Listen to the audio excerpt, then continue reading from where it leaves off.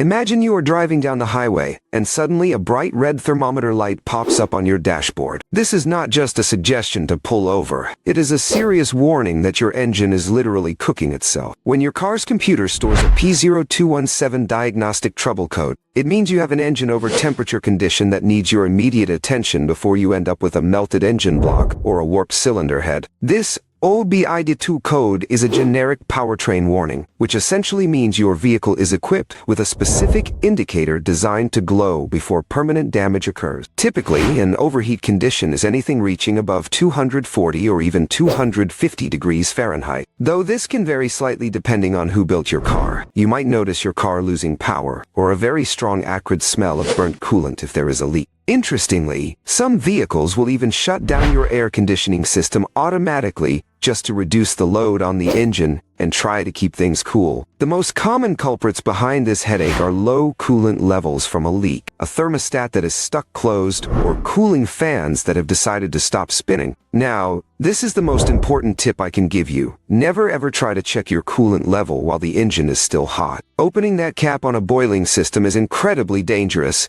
and can cause severe burns, and pouring cold water into a bone dry. Hot engine can cause thermal shock, which might crack the metal components. Wait for everything to be completely cold before you touch a thing. Once it is safe, look for debris like leaves or plastic bags blocking the radiator or the air conditioning condenser. If you have done all the basics and it still runs hot, you might be looking at a damaged water pump impeller or even a head gasket leak allowing combustion gases into your cooling system. Always remember to replace your thermostat after any major overheat event because the extreme heat usually ruins the internal spring. Even if it was working fine before the incident happened,